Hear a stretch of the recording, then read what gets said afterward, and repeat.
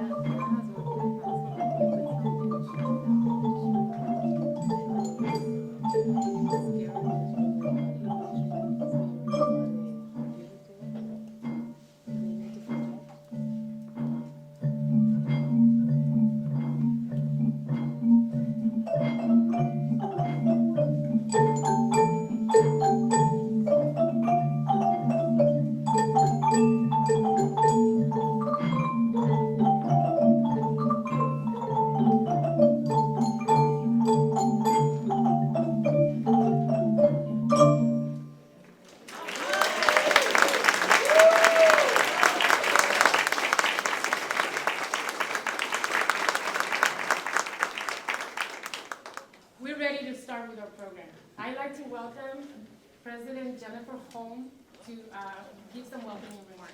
Thank you, Ms. Holm, for being here.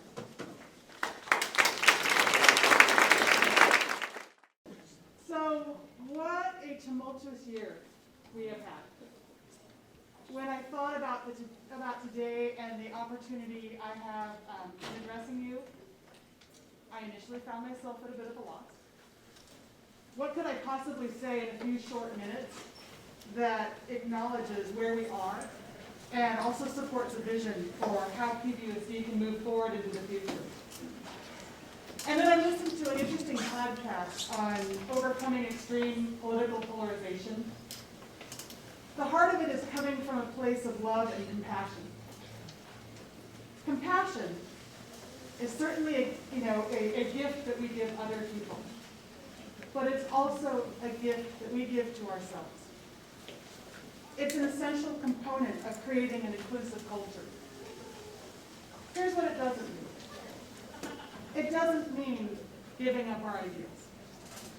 It's not about liking someone. It doesn't even mean that we don't feel anger and frustration at times. We still need to fight for what we believe in, and sometimes passionately so.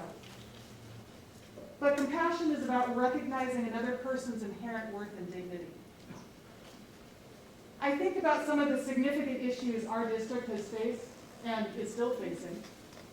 Keeping schools closed or reopening them, masking mandates, vaccine mandates, school resource officers, how we use available funds, and so on.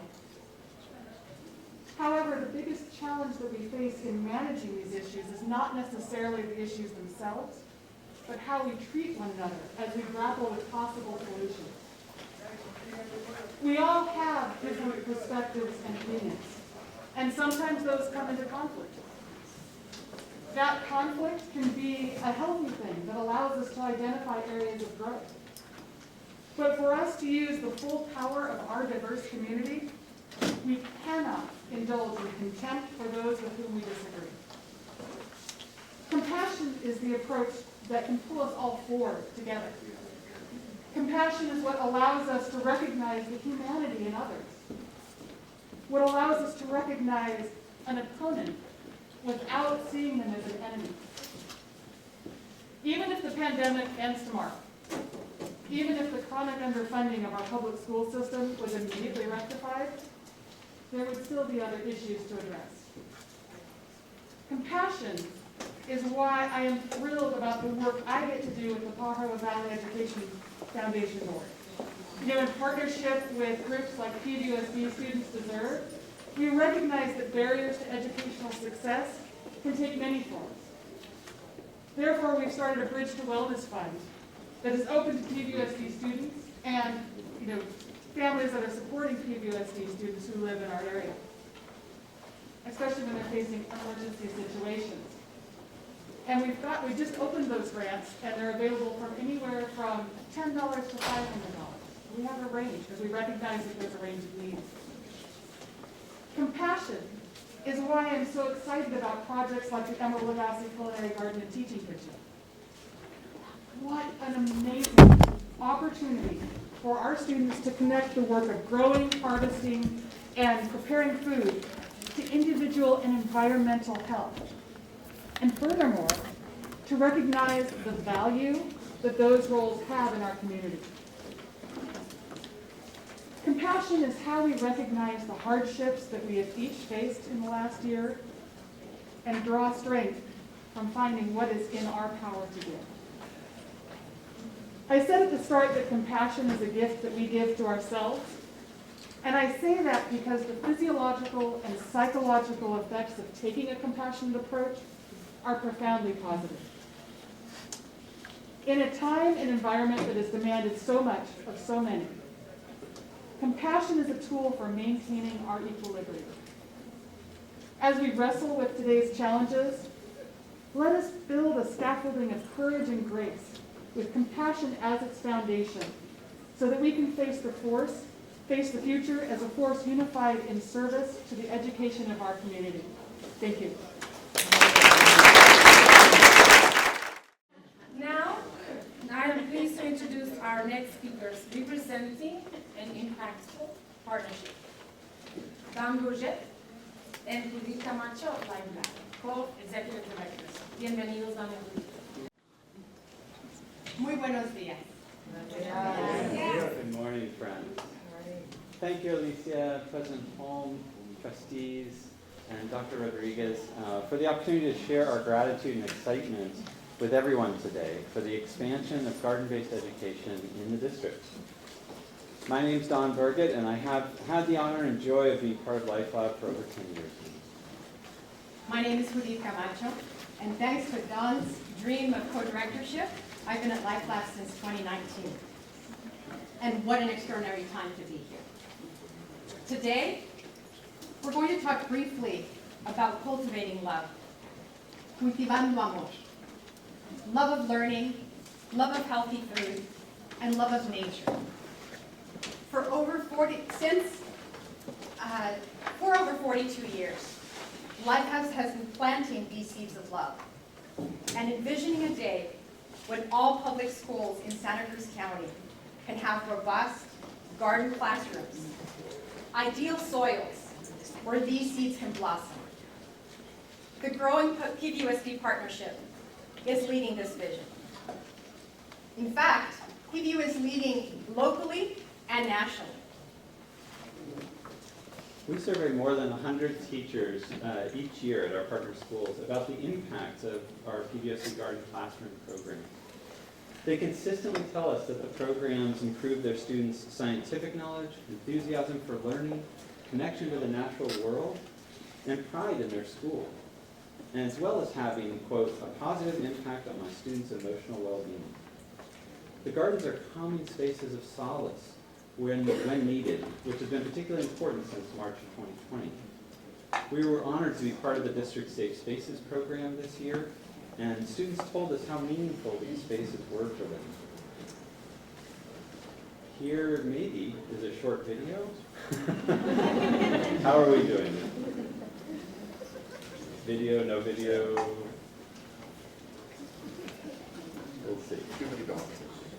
Okay. We always want to bring the kids in the gardens into the room with us, so if it works, then we'll get to do that. In the meantime, I can share with you a few stories and a few experiences, because it's really in the connection of the students with the garden and the students with the instructors that the magic happens, and that love, we get to see it, and we get to witness.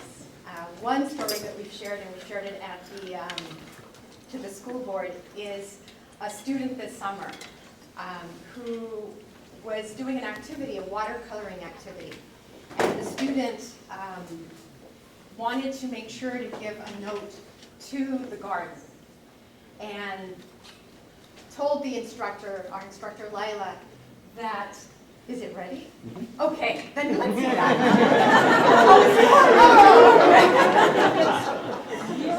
The student, what they did is they wrote a note and said, this note is for the garden. The instructor then was curious, went to go look at, after the class, went to go look at the note, and was quite impressed with what the student had to tell the garden. The student went home, and the instructor came back and said, I wanted to ask permission to read that note and to share it with others. The student gave us permission. It's in my, but it said something like this. Dear garden, I like to be here. When I'm mad or sad, being here makes me good. And makes was spelled M-A-C-K.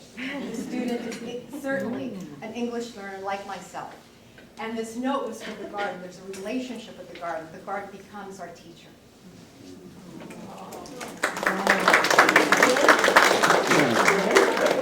So, thank you so much. I'm glad we could share that story as well. And this is a brief bit of garden time with the kids. This was actually an exciting thing for the Safe Spaces students at the Radcliffe Elementary site. They got to represent Watsonville and PVUSD to the nation. So this was part of a national event highlighting 7 communities from Hawaii, across the country, and ending in Washington, D.C. Secretary of Agriculture introduced it, and the kids at Radcliffe got to share their experience.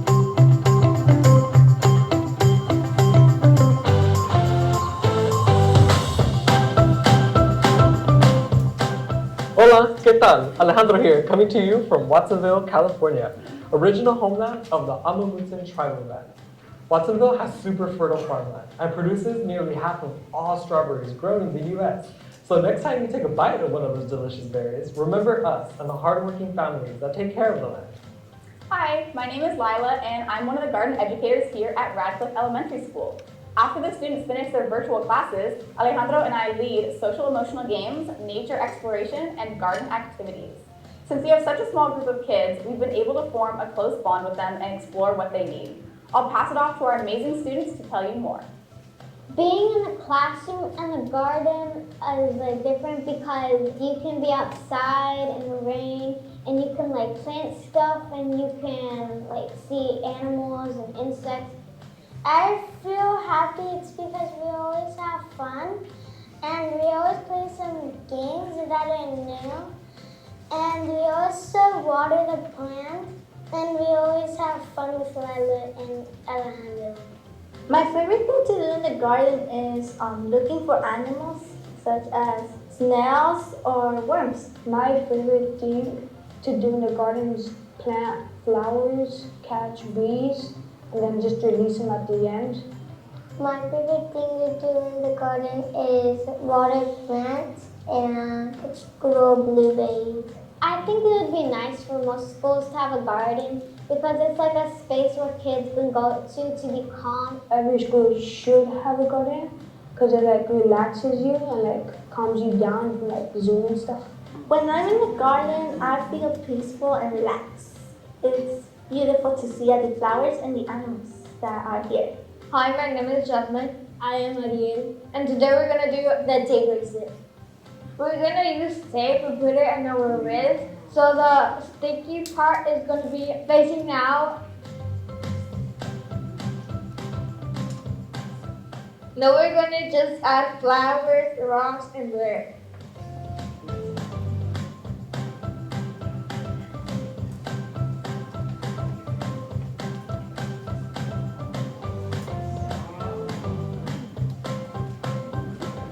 This is our bracelet.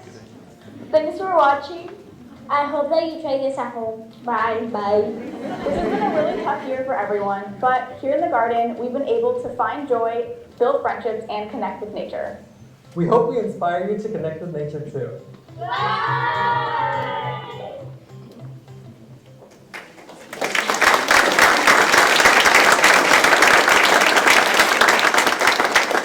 So you saw Jasmine, one of the students that was leading the tapelet bracelet activity. She shared that she had been scared of spiders and bugs before she started the program. By the end of the program, she wrote this: "Something that I like about the garden is that I'm not scared of anything. Ya no le tengo miedo a nada." The social and emotional benefits of garden classrooms continue to be vital as all students reacclimate to this in-person school lives. We're also thrilled to get back to our next generation science in the garden lessons and to grow our capacity this year so that we can double up on those lessons and help students catch up on the concepts they missed last year. Seeing these impacts inspired Life Lab and PVUSD to scale up our partnership and grow our partner schools program from 3,900 students in 7 schools currently to nearly 9,000 students in PVUSD's 16 elementary schools. Starting next fall, we will have 3 new partner school sites each year until all 16 are on board by fall of 2024. We're also excited to grow the programs at Starlight Elementary with additional instructors and new facilities there for students, teachers, and for the community. PVUSD is making a generational investment in garden classrooms as core assets for learning and wellness. To complete and to complement this investment, LifeLab is raising $350,000 for a year for the next 4 years. And we need your partnership to succeed. These funds will ensure the curriculum, training, evaluation, and basic support systems, like our Main Street office just a block away, are all there to support our growing team and more schools and more students. If you'd like to learn more and be part of this beautiful work, we would love to connect with you. We look forward to that. Dawn at lifelab.org, Judith at lifelab.org. Send us a note anytime or come see us today. Gracias. Thank you.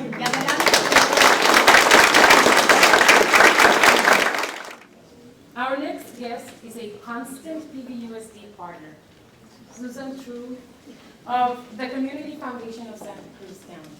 Welcome, Susan, and thank you for being with us today.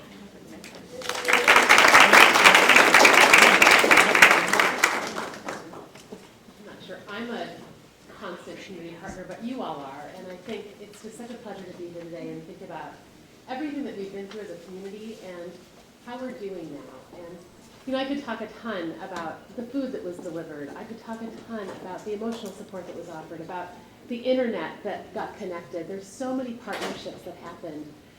Some people didn't even know each other at the start of the pandemic, and look at all we've done together.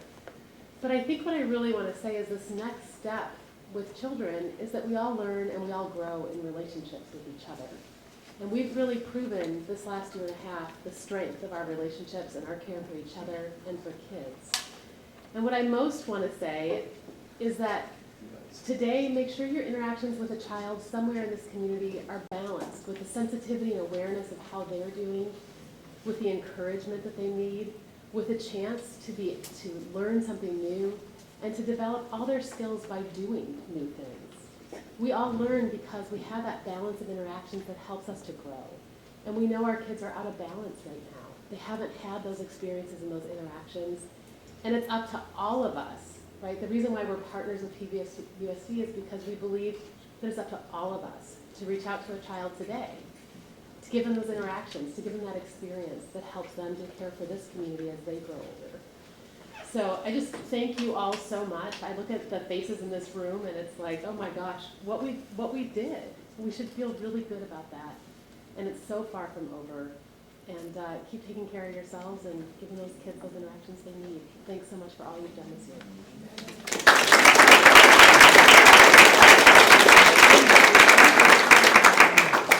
I don't like to disagree very much, but I think Susan, True, and CEC, they are a very constant partner. They're always with us. Thank you. I actually, our next guest is a tireless advocate in our community. Maria Elena de la Garza with Community Action Board. Thank you for being with us, Maria Elena, and welcome.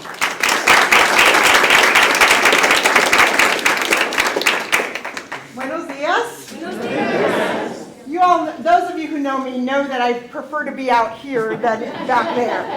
So bear with me if I walk around the room a little bit. I am Maria Elena de la Garza, and I have the honor and the privilege to work in the blue building over there in the corner. In the beautiful blue building that if there's ever an earthquake, that's where you want to be, because it stands the test of time.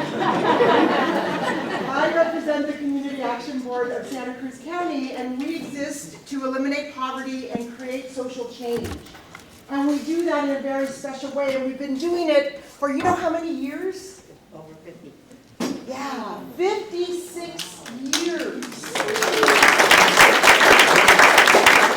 Let me give you a visual of that.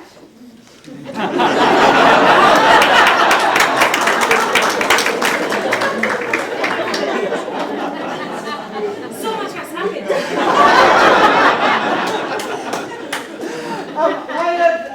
I have the honor and the privilege. I'm born in Watsonville, California. I walk to work, and I love this community. And I want to say thank you to the school district, its leadership team, its cheerleaders, its educators, its trustees, its families, its youth, because we are still standing. We are still standing after 20 months of the most difficult time we have ever experienced as a community and as a nation. The work that we do at CAB gives us insight to what is happening at all layers of this community. We have provided rental assistance to this community for over 56 years, and in the last 20 months, through our economic relief and crisis response, we have been able to facilitate, get this, $4 million to the community that we serve for economic relief. $4 million in mostly $500 checks. Imagine what that takes. Imagine what the need is. In the last 20 months, our team has been responsive to the community, to understand what those needs are, and to listen to what the community is telling us about where they stand during these 20 months. And we learned a lot. We just did our community action plan, which we do every 2 years, to see what poverty looks like, feels like. Has it changed? Has it shifted? And what we learned, we know what's going on in our community. If you live in Watsonville, you can walk out your door and you know exactly what's going on in this community. We know that we have rental assistance, that people need rental assistance. And that was our number 2 issue that came up, right, from the community. Number 1, what do you think?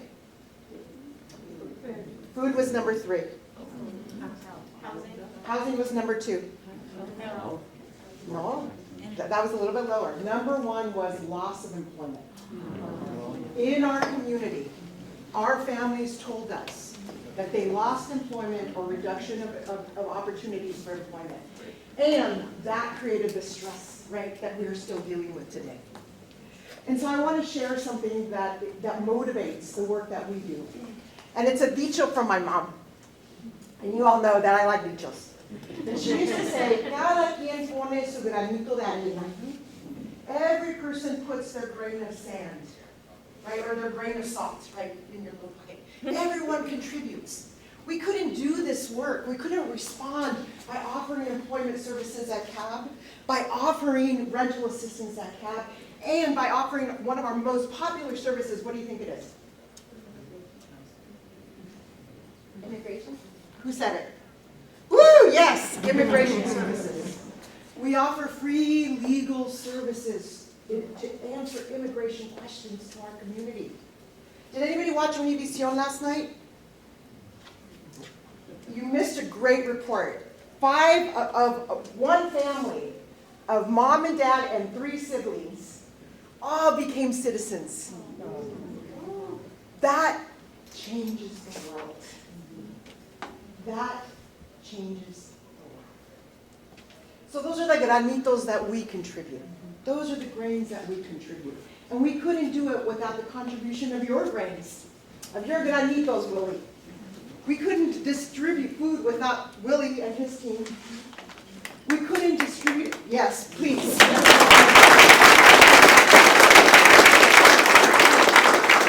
We couldn't distribute millions of dollars of economic relief without Community Foundation and its donors.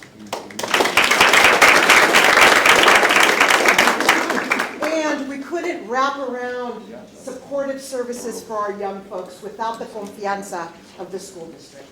So thank you. So I want to say we still stand and we need to celebrate that. I want to say thank you to the young people in the room, because you all help us show up to work every day because we care and we want to support you to success. That's what we're here for, to be of service. Thank you for your partnership, school district. Thank you for your leadership for surfing those waves. We did it. We got more to do. We got more to do. But if each of us contribute our granito de arena in what we do, what we know, and what we bring, we will make a difference and continue to make a difference in this community. Muchísimas gracias. Estamos para servirles. We are here to be of service. Gracias.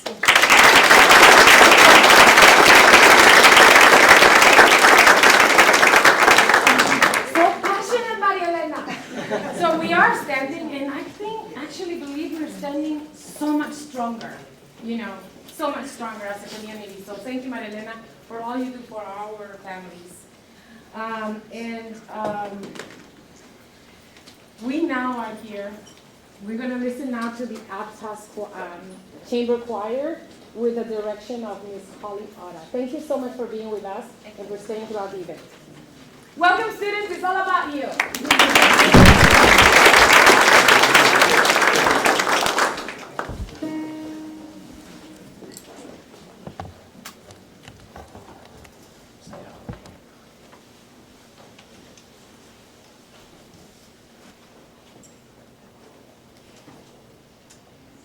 Hold me, rock me, calm and easy. Hold me, rock me, deep and wide. Hold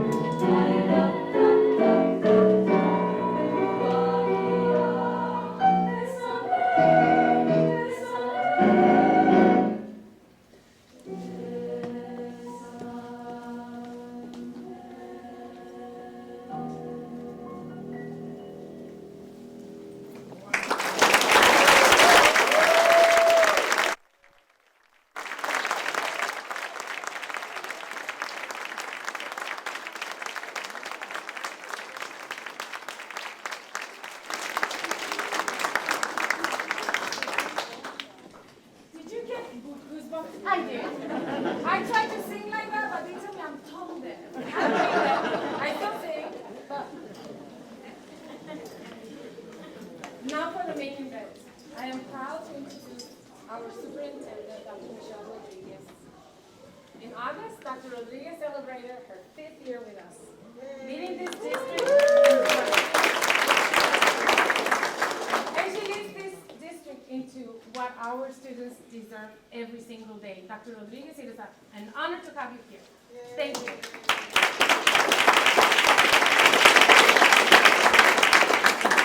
So hopefully what you see around you is students. So whether it's the pictures that are here, or the students when you came in, or the students that are still present, or the ones that cheered you in, we have that purposely because we want to have a constant reminder that everything we do is with the students in mind. Sometimes it's not what's easiest for adults. Sometimes it's not what people perceive as being best for others. But in our heart, we know what we believe is best for students. And so this year, we have a focus on whole child, whole family, whole community. And we did that because through the pandemic, we saw more than ever that we are so interconnected, that everything that we do affects those around us, and everything that we can do, what's possible to do, requires all of us.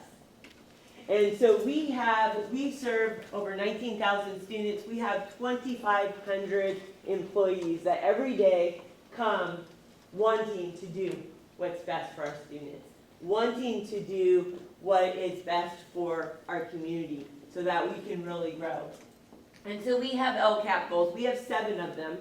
They're too small to see, but they're in your brochure right there. But the reason why we have them up there is because those are our constant reminders of what are our priorities.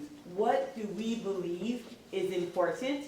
And then we have our core values, which is how are we going to get there? What type of fortitude, what type of attributes are we going to have as a community, as an educational community, to make sure that those 7 goals go through? And if you were to look at what those goals were 5 years ago to now, you'll say, wow, they're in the same strand, the same area, but they're a lot different. They are so much more complex. Did you used to know, for example, on visual and performing arts, our goal used to be that they just had a credentialed teacher. That is what the goal was. Just get you a credentialed teacher. Now, through the leadership of Sue Gralty, now we have music, art throughout the schools. In every single middle school, in every single high school, and by 2024, every elementary school. So you saw earlier today, you heard from Save the Music. And so we're going to talk a little bit more about that. But that will allow every child by 2024 to have gardening and arts and music in their educational experience every single week, right? And so we're really excited about the work that we're doing.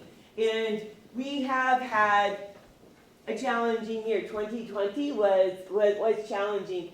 But what I think it also showed us was that we are the center of what our community needs. So whether it was food and nutrition, where with the support of our Food and Nutrition Services Department and Second Harvest Food Bank, we gave out 7 million meals. 7 million meals in 1 year, right? So think if we hadn't have been able to do that, how much food insecurity above and beyond there would have been. How many more students and families would have been hungry if we wouldn't have been able to do that? And we said, we learned that, so let's not stop. So now, every single child, doesn't matter what your parent makes, can eat breakfast and lunch for free in the schools, right? So we said we learned a lot in 2020. So let's now not move back to where we were. Let's just continue forward. And then talking about technical support. So our IT team who has been here scurrying, you've seen them trying to get the sound going. Luckily, like Alicia said, she has a loud voice. I have a loud voice. No one's ever told me to talk louder. They always say talk quieter. We have, our tech department was really the backbone of most departments last year. They did 15,540 calls. They took in 1 year almost 16,000 phone calls to be out for parents, for teachers, for students who said, you're expecting me to do distance learning? I don't know how to do it. And so they took those. And when they said, you know what, sometimes a phone call isn't good enough, let's have them be able to drive through. They took 1,500 people in person and gave them brand new laptops or fixed it right there on the spot, right? And so we are continuing that tech support. So every single school, whether it's elementary, middle, or high, has tech support that families can come and really get that need from us. And we're going to continue our work with elevating voices. So we used to depend a lot on in person. And then when the pandemic hit, we were like, we can't depend on that any longer because everybody was behind the screen. So we said, how are we going to continue to elevate their voices? So we did multiple surveys. We started doing town halls, and we heard what people were asking for, right? We worked with our partners to hear what they were hearing, and then we also heard. So we had over 20,249 responses to our surveys alone, right? And so we want to, again, continuing those best practices, keep doing what we're doing so that people know we are listening to them. And so we knew it was going to be a hard year from those surveys. We knew it was going to be a hard year. We knew transitioning back, our bodies get used to doing things one way, right? It's actually amazing if we realize how quickly we can change our habits. So doing 15 months of something else caused us to now, when we're trying to go back to in-person, it's a challenge, right? And so we knew that. Our surveys told us that. And so we did, we decided to do CARES this year, which stands for Connect, Accelerate, Recover, Enrich, and Succeed. And we're going to go into the classroom in just a minute. But I want you to, I want to show them the video though real quick. So I want to show you this video on our CARES, and then we will be going into the classroom to see some innovation in action.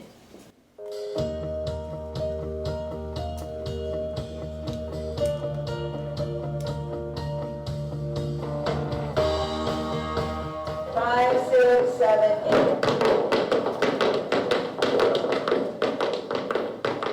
Whole child, whole family, whole community is an expansion of our original focus on the whole child, which began in 2019. As an educational community, we are more committed than ever to cultivate the passions, interests, and talents of each and every child, strengthen our social-emotional well-being, and lift them up through an expanded definition of student success so they reach their unlimited potential. We value the support of our families that they give their children every day and recognize the impact of this care on our community's collective well-being. Oh, nice, yeah. Educating the whole child means that we are able to connect with the mind and the body and the vibrancy and the life within us. And that we are able to really nurture children through a connection with their own emotions, their ability to articulate those emotions, and their ability to be able to be agents of their own life, to have agency, to feel that they belong, and that to feel that their identity is as important as anyone else's. As an educator, it's immensely important that I have some sort of connection with families because this is what's going to allow students to feel supported. not just at school, not just on campus, but also at home. As we grow, have our family grow and flourish with us. That encouragement is what truly unites us, and that's really what's going to uplift our community. That's what's going to allow our students to say, I want to stay and be the leader that they can be. Own being bilingual, own having their accents, embracing who they are and their identities, and bringing their culture to the table. Part on set. Sound. Speaking. Camera. Scene 4, take 3. Marker. What I want for PVUSD students is the same as what all of PVUSD's partners want. We want our students to thrive. We want our students to have the skills they need to be successful. We also want them to have the relationships that will encourage them forward. We want students to feel connected to job opportunities, to understand that college can be for them if they want it.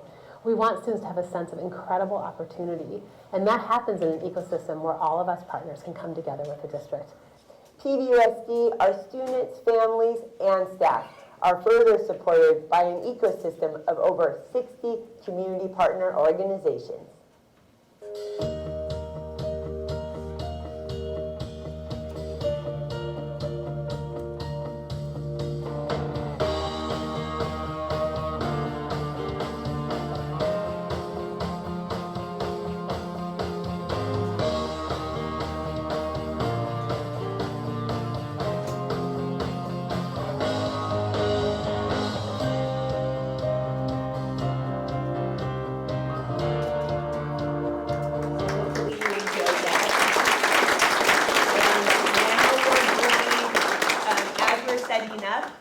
One thing, the reason why I really wanted to show you that is, one is our philosophy, right? Our philosophy around the whole child, whole family, whole community. But also I wanted you to see glimpses of what it's like now to be in a classroom in PVUSD, right? I wanted you to see the engagement that our students are having. And now, because a video is not quite enough ever, you are going to now stream in live to a classroom at Valencia Elementary. Valencia Elementary is our first computer science immersion school. And they have been working with media and with technology at a higher level than most of our schools. And we're going to be going into a 6th grade classroom and seeing them in action working on a social studies and Scratch activity. And so here we go. Good morning from Valencia Elementary School. We are so excited to share our coding work with you this morning. 3 years ago, we were so grateful to be invited to bring coding to our students here at Valencia. We were provided with all of the devices and curriculum and coaching support, and we brought in more teachers in year 2. Another exciting thing that happened in year 2 was that we were able to start to marry our classroom curriculum with the coding work that we were doing. And so that's what we're excited to show you today in Mr. Miller's 6th grade classroom. So let's go ahead and head on in, and we'll ask him his perspective on how coding enhances the educational experiences of our students. So come on in. Hey, Mr. Miller. Hey, Mrs. Lane. Come on over and join us.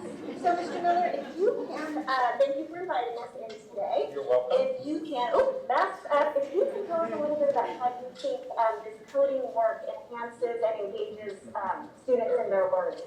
Because a number of years ago, I just felt comfortable doing the hour of code, which we had in December. But then when Code for the Future came to Valencia, it gave me the ability to have the confidence to introduce coding into the classroom. And a couple things that I've noticed is, one, how the kids persevere, and when they come across a problem, they either solve it themselves or they check in with their classmates. Classmates are ready to help, and it's been really fun as an extension to the content of the instruction. Great. I know social studies is the main area that you've been. Exactly. Okay, great. Well, we're going to talk to some of your students now. I know they're all hard at work on their current projects. So, hi, Sammy. How are you? Nice to see you. Can you tell us a little bit about what you've been learning about, and then what was your task with this Scratch project? So we've been learning about the Sumerians, and our task was to create a project and write their problems and the solutions to what their challenges were. Okay, and so can you take a look at your screen here? Can you show us a little bit about how it works? Yeah, so you click the flag and the dragon will give you instructions. Okay. And this dragon's name is Joe. All right, and so if you can show us what some of the other buttons do in your project. So this one is the problem about an uncontrolled water supply in the river valley. And then the problem is on top and the solution is on the bottom. Okay, and these are problems for which people? The Sumerians. Okay, and so some of their maybe farming challenges at the time? Okay, and can you show us next button? Okay, and so what was one of the other problems that they faced? Attacks by neighboring communities. Okay, all right, and then that home button will take us back to your main map. Okay, and what is this part? And this one's about building and maintaining an irrigation system. Okay, so big challenges for those early folks, right? Okay, and then final button. Is about the food shortages in the hills. Okay, so you were the one to build this from scratch, right? Okay, and can you show us the coding portion? So when you're in behind the scenes. So here's the first button. Okay, and so how did you learn how to pull these pieces together? How did you learn to build this code? The coding and the help we had was a lot of help, and I learned how to use the buttons Okay. help. And then I kind of got used to using the hide and show buttons and how to code it all. Okay, great. And what do you like the most about being able to show your learning in this way? I like it because we get to do what we want to do and code the buttons how we want to code them while still showing what we're learning about. Okay, so a lot of choice involved, right? And what do you think is the most challenging part of this kind of work? Probably coding the buttons because the backdrops kind of switch around a lot, so you have to re-switch the backdrops to the right one when you're coding the buttons, so you kind of know what you're doing. So a lot of trial and error, like Mr. Miller said, persevering, pushing through, right? Okay, well, awesome job. Thank you so much for sharing. All right, Jeff, I want to talk to you a little bit about, I know you're all working on your current project, but this is actually your second project. Tell us about the first project that you all worked on. What were you guys learning about? So we were learning about early humans and prehistoric humans. Okay, and so what were you asked to do? We had to make a project with 3 of the prehistoric species of human and write make buttons and then write about them. Facts about that particular. Okay. All right. So can you click us through your presentation? Yeah. So the first one was the Homo sapien, and then there's text. And so you had to pull all of the images. You had to create all of the text. You had to create backgrounds or find backgrounds. Yeah. Okay. Way to go. And then the next one is for Homo erectus. Pardon the interruption, students. Pardon the interruption. Just one moment. See, we're in a real school. Yes, this is live, real time. Here we go. Okay. And tell us more about this page. So this is for Homo erectus, and yeah, so that's the skull of it, and then there's information. That's your text? Yeah. And so did you have to do research prior to even starting the Scratch project? Okay, great. And then this is the last one of Homo habilis. Okay, can you show us the coding part of your design here?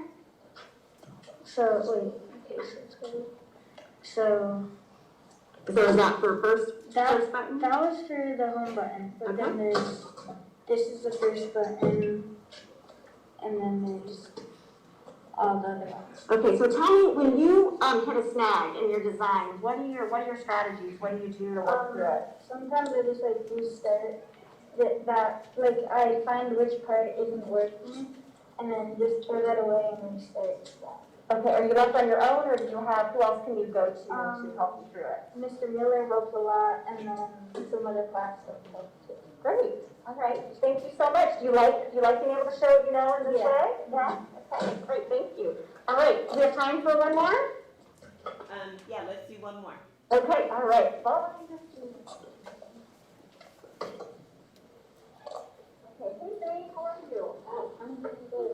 Okay, so Zane, you were saying you're working on the current project, right? Okay, and tell us again what that is about. It is about the fertile classroom. The fertile classroom.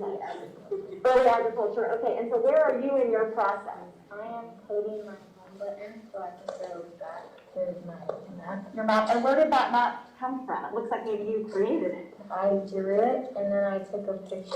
So you drew it, took a picture, and then uploaded it as a background? Yes. So that was one of your options you could select, okay.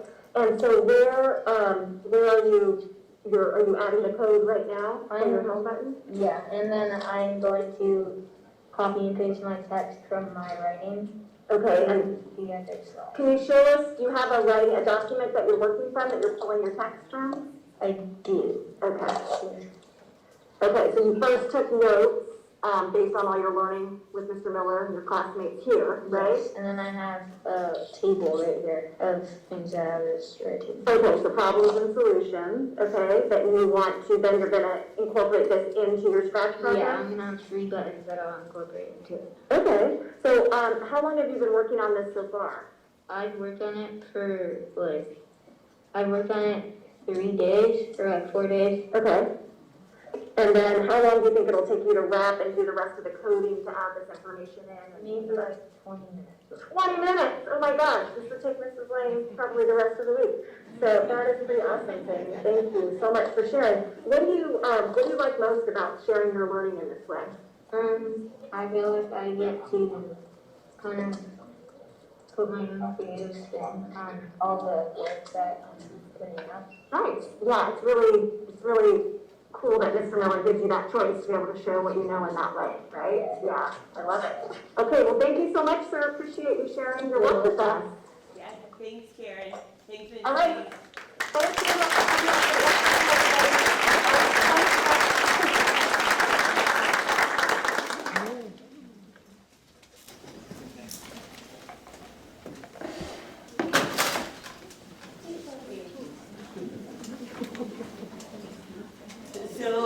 So now, we have things in between, but we're running a little short on time, so we're gonna go straight into another partnership that we have. So we have many partnerships within the local community, as you've seen. We also have many national level partnerships. One of those is with SouthCon, so SouthCon of Khan Academy. So we were one of 5 school districts in the nation that piloted one of his new programs called Map Accelerator.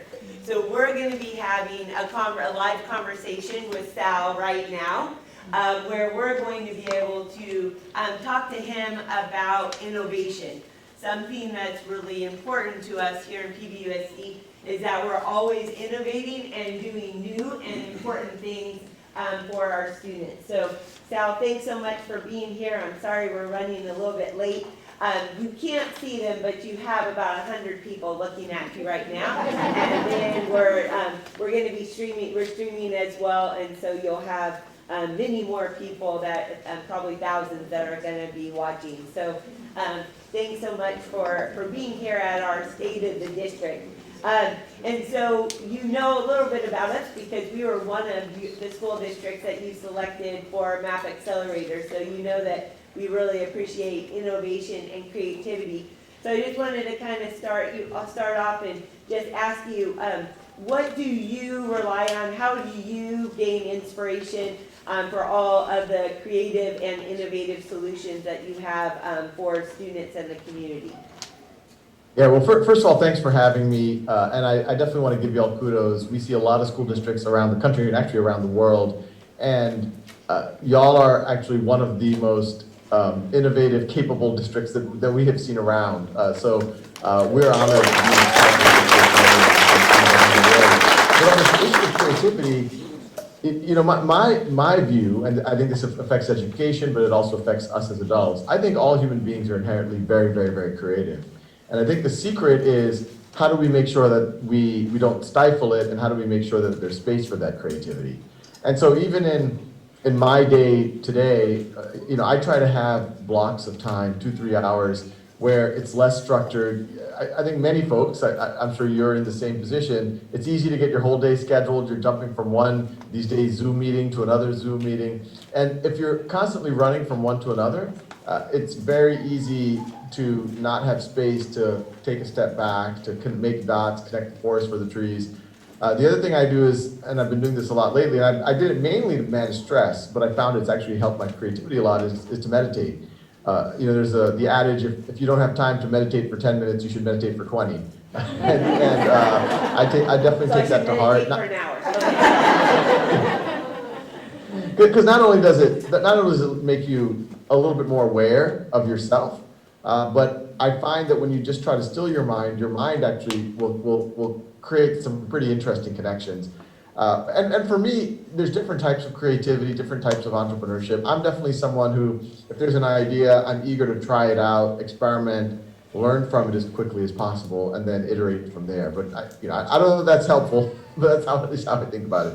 Yeah, no, we so appreciate that. So we know that you are one of the key innovators on personalized learning, right? With Khan Academy and Map Accelerators, really looking at what the student needs and then trying to provide as accurately that instruction. What do you think are some of the next steps on personalized learning? Where do you see, we're trying to get an inside scoop here, where do you see things going in terms of personalized learning and learning for students?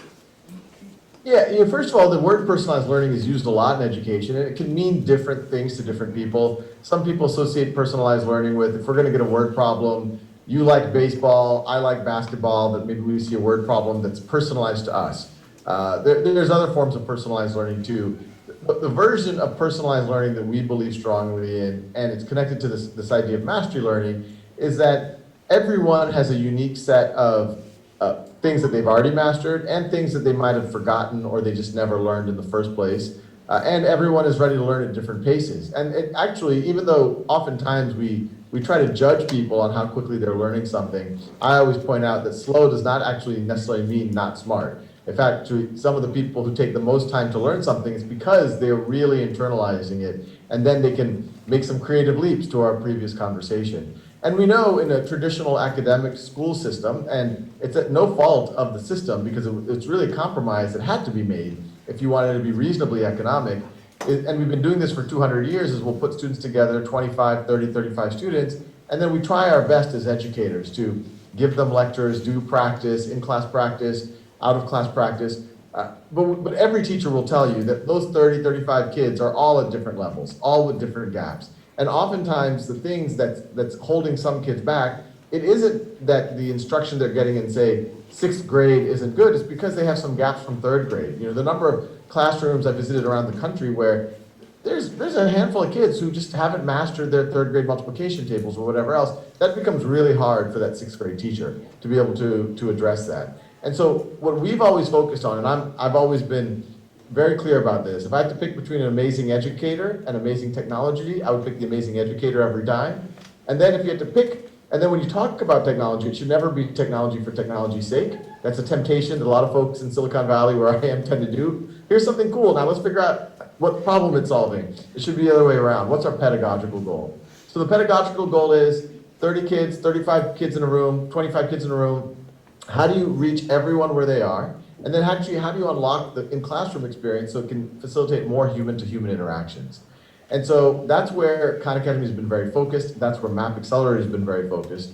In terms of what's coming up next, we're just continuously looking at the data, seeing how we can make our content better, more engaging for students, how we can improve the recommendations, how we can make the teacher dashboards more actionable, and how we can extend these ideas of mastery learning to more and more subject areas. Math is where we are most deep right now, but we're doing a big push in science now, and I hope over the next few years we can go into things like reading comprehension and other things. Another thing that I'm really excited about right now, it's early days, is how can mastery on Khan Academy actually connect to opportunities in the real world? At the high school level, we're actually embarking on a pilot with Howard University. Many of y'all probably know, college algebra, major gating factor for so many kids. Most kids in America, when they get to college, don't even place into college algebra, they place it into remedial math. And college algebra really is just 10th or 11th grade math. And so what we're doing is we've created a mastery-based course called Howard College Algebra. It's really a configuration of Algebra 2. And we're taking it to Title I high schools, mainstream high schools. These aren't the kids who traditionally take AP tests. And we're going to see if the students get mastery on that, Howard's going to give them transferable college credit. So whether or not they go to Howard, they will get that college credit out of the way before they, frankly, even have a chance to drop out of high school. So that's just the beginning of it. If it obviously works for college algebra, it could work for many, many other things. Also exploring ways that kids, it could help them for college admissions. There's obviously a lot of debate about standardized tests, but can that mastery on Khan Academy be a signal that college admissions or even employers can index on? Well, we so appreciate you being here. If you had one last piece of advice to the community that's out there, so we have community partners and also administrators, staff here. What's one piece of advice that you would give them about supporting students? I think the biggest piece of advice, it's very in vogue these days to talk about things like a growth mindset. The growth mindset is this idea that you either have a fixed or growth mindset. Fixed mindset folks say, I'm either good at math or I'm not. I'm either good at running or I'm not. While someone with a growth mindset says, well, this is where I am now, but I really won't know my potential unless I step out of my comfort zone, be willing to fail, and failure I should not take that heavily. I should view that as an opportunity to learn, look at the failure, and then keep going. Failure should not be stigmatized. And there's all this evidence that if students have a growth mindset, it improves their academics, it improves their life outcomes, and it's good to reinforce students, remind them that failure, nothing wrong with failure. That's actually when you grow the most. Your brain is like a muscle. The more you use it, the stronger it gets. So even though we adults say this to students, I think it's very important for we adults to model this for students. So this goes into it's very important for us to be willing to take experiments. And if we happen to fail, that's a good sign. That's a sign that we're pushing ourselves. We learn from this failure and then we keep going. And then the students will see that and say, hey, okay, I can start to internalize this growth mindset as well. And also, the more that we work with students, the more that we can push ourselves to give students a second or third chance. If a student gets an 80% on a test and wants to get to mastery, it's not cheating to give them another opportunity. Maybe you need to give them a different test, and that's what we try to do on Khan Academy as well. We can give different items. But if that student wants to go from an 80 to a 90 to 100%, that's actually the exact right behavior that we want to motivate. It's consistent with the growth mindset. So I'd say model it ourselves as adults and make sure we have a lot of space for students to actually be able to live it.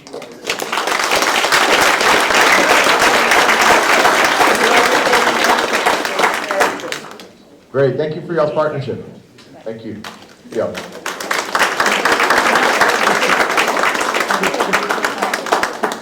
Okay, so now we're gonna talk about a few other innovative practices that we're doing here in PVUSD as we move forward into the 21-22 school year, which, if you can believe, is almost a third over already. So time has been flying by as we move it forward.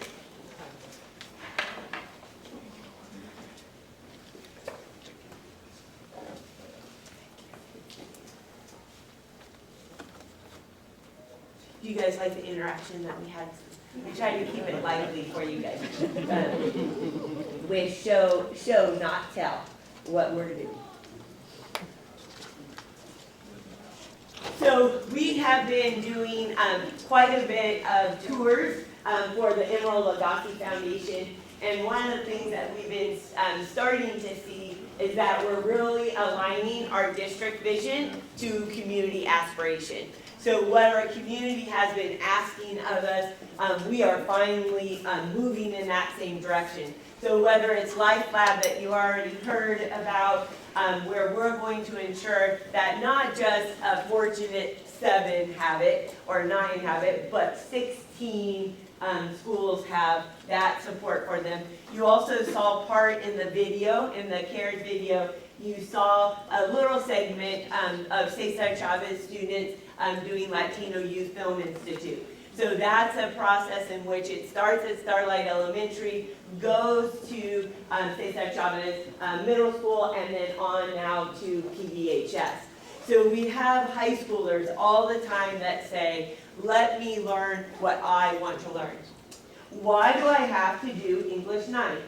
Why do I have to do biology? And so what we're now trying to do is really ensure that students are able to follow their passions, interests, and talents. And so Latino Youth Film Institute is one example of that. So no longer does that set of students have to do English 9. No, they don't have to. They can do screenwriting now. And so they can now get themselves on a pathway that leads them, hopefully, to be able to follow their passions, interests, and talents. And you heard about the Emerald Lagasse Culinary Arts Kitchen. So we are one of 5 in the nation. 5 seems to be a good number for us. We were number 4, but is now 5 that received a $500,000 grant from Emerald Lagasse in order to be able to have an industry-level kitchen at one of our elementary schools. And so students will be able to learn and cook within a 1,500 square foot kitchen. That's almost the size of my condo. So it's a big location. And then they're going to be able to go out into an enormous garden that allows them to be able to understand the community in which they learn, be out into the air, and really be able to not only have math, science involvement, but also be able to nourish their hearts and souls as well at the exact same time. And so CT expansion, so career technical education, so sometimes these people aren't hearing the words ROP much anymore, they're like, they don't do any hands-on anymore. They don't do things that are practical. It's actually the opposite. It's actually the opposite of that. So Julie Edwards, who is here, is our coordinator of CT, and 2 years ago she took this project on, she took this initiative on, and we have thousands and thousands of high schoolers who are now in programs that allow them to do and learn what they want to learn, right? And so we are really fortunate. You saw some of that in the video, so you might not have thought, oh wow, you have forensic science going on? Yes. You have biotechnology classes? Yes. You have computer science classes? Yes. Right? So all those classes are meant so that students start, we're going to keep going down the left. We have it at high school, we're doing some at middle school, and then now we're going to be going into elementary so that kids, they can see all possibilities, right? We don't want children to only see the possibilities that is currently in front of them, but actually see the enormous possibilities that's out there, and then try things on. So my son is currently, he's going to be graduating this May, and he was all pre-med, ready to go. Guess what, he's doing his internship now. 21 years old, doing his internship now. And guess what he's telling me? I'm not so sure, Mom. That's what I want to do, right? So 4 years of college later, right? He's making that aha moment. I guess I'm glad that he's having an aha moment, but it probably would have been great if he would have been able to do that during high school and said, yeah, not really, right? So our goal is that we have students that can try things on, right? That can try things on. But the most important thing is regardless, even if they switch courses, like even if my son switches courses, he still has all these skills and knowledge that he can transfer to something else that's really important to him. So it's all, not all for naught, or at least that's what I say as a mom. So we are so fortunate because we do have over 60 partners who daily engage with us and our students.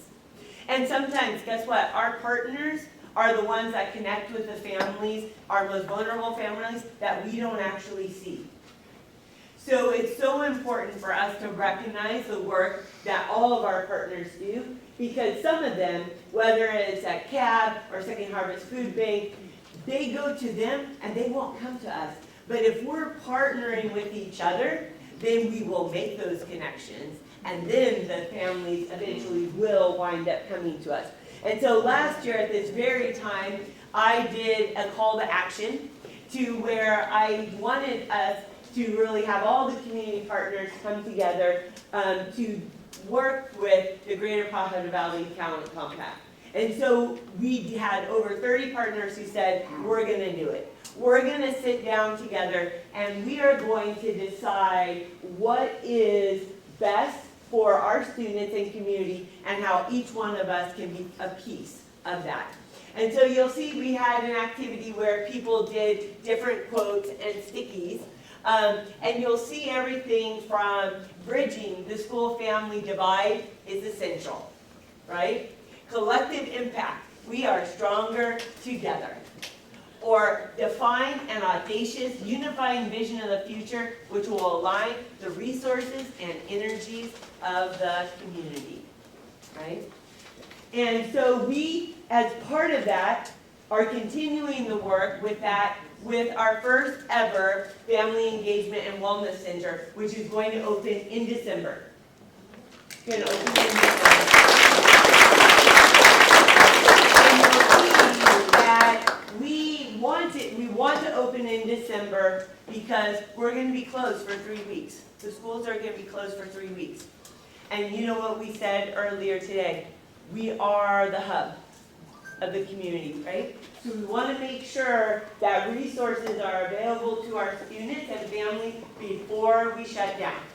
And so this wellness center is going to be open in the afternoons and it's going to be open on Saturdays so that our families can have access to the wellness center. We're going to eventually have 3, maybe more. Our partners are like, let's do more than 3. But we've committed 3 at this point. This one will be at EA Hall. So there's 7 portables there, and we are going to be transforming that into a wellness village, right? And so PVUSD is going to be we're doing a phased-in approach. So when December comes, we're going to have this, and then we're going to keep expanding.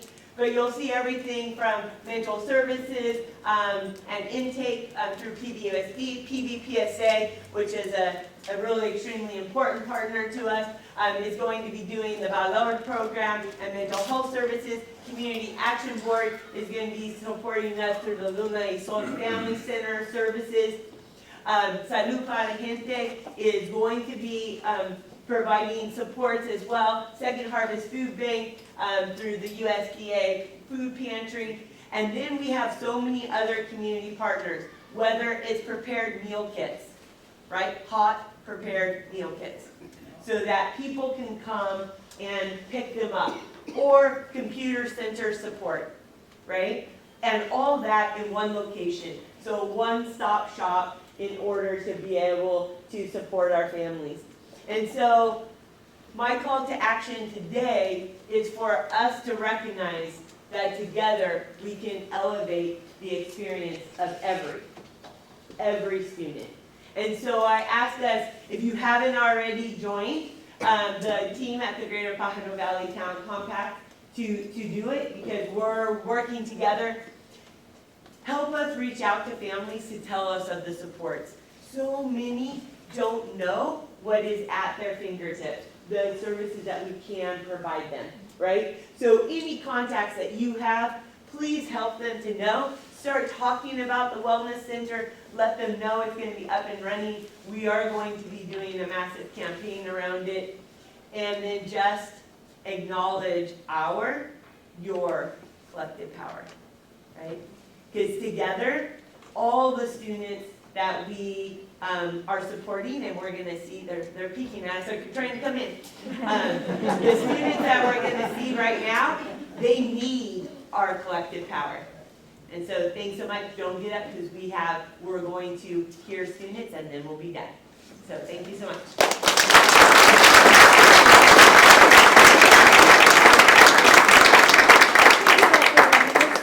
I'm going to introduce Susan Ralty, our coordinator of FAPA, so she can introduce our students who are going to join us. Thank you. Welcome, Susan. Thank you. like to thank Dr. Rodriguez and the Board of Trustees for really supporting the whole student, and the arts are part of that. You learn so many more things than just art in arts, in the arts. The students coming to the program today, I had the opportunity to get to listen to them, and then hearing them talk and sing and all of that. What a great way for them to be able to bond and become more confident in themselves. And just getting up there and singing for a group of people that they don't know is another just life skill that we get. So I really appreciate the growth of the program.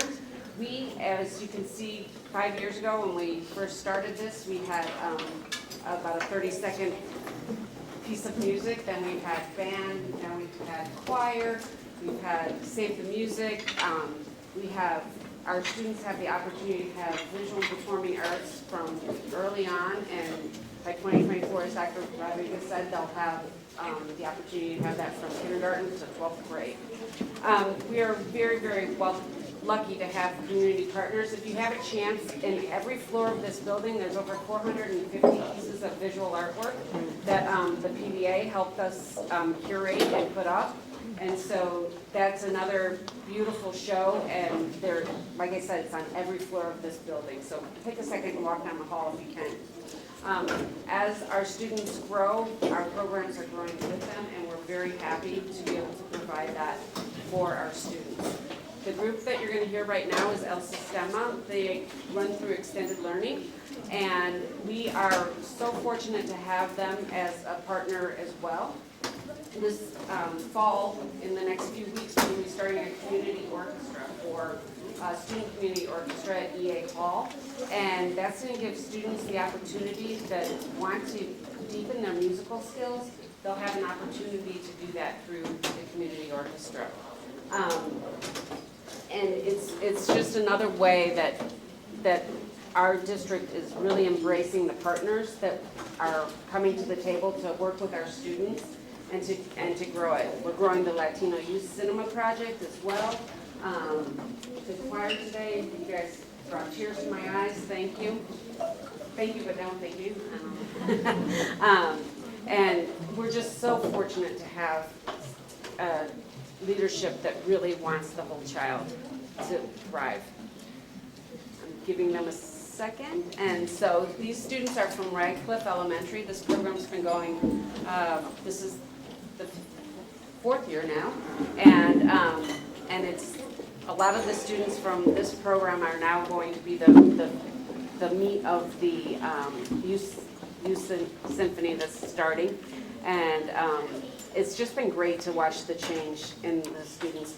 Last year during the pandemic, I had the opportunity to get to go to a lot of art classes, and art and music classes every day online. And it was just really interesting to see the students, to hear them talk as they're doing whatever they were doing, but that banter between each other. And it just really made my heart happy to know that they had something that they could do every day to enrich themselves and to make themselves feel whole. And I think that's one of the things that the arts provides that other curricular areas might not always have the chance. But there is so much you can learn through this. I've also had the opportunity to be in the classroom a lot to sub recently, and which has been great because as I was working with some flutes the other day, I was like, so how do you think that sound is developed? Where is that coming from? What is it? And why, when you go high, what's happening to the air? When you go low, what's happening to the air? And then we started talking about the physics of sound and how that comes through. And so there's so many things that you could connect with it. And it's just been really a pleasant surprise. Amalia, You're ready. You're ready? Okay. Great. Thank you guys for having me. I really appreciate it.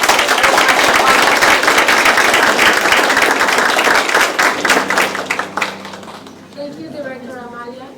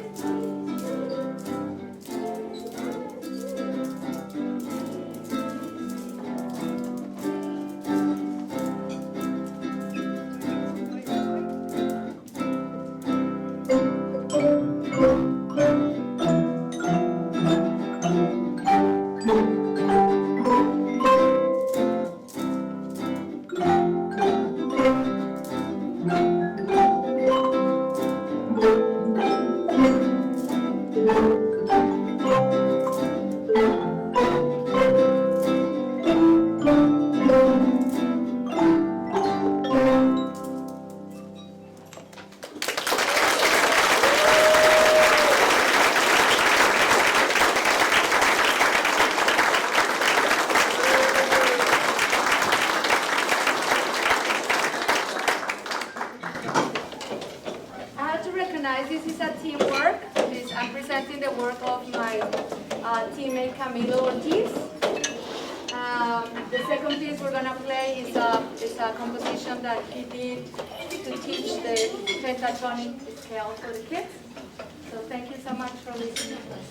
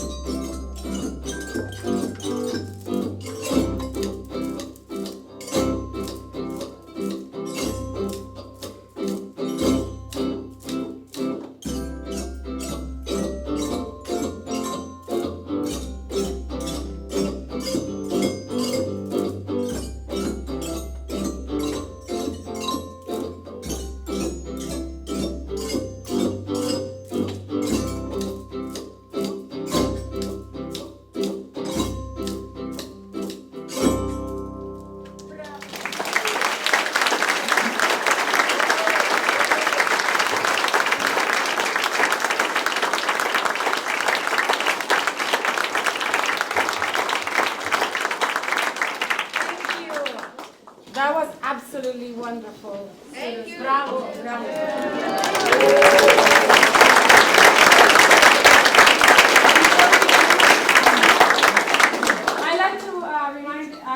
I like to thank our local, they donated, Driscoll's donated the berries. If you want, please feel free to take them all. And Guadalajara Bakery gave us those delicious Mexican pastries. And Starbucks donated the coffee. And La Colmena donated the waters and the juices. So we're very grateful to our community for their generosity. And with that, I would like to thank the audience, dear community partners, staff, and for joining us. You have made this a very memorable State of the District. So did the lack of sound. I look forward to next year's event and saying hello to you again. So thank you for being here. Thank you very much.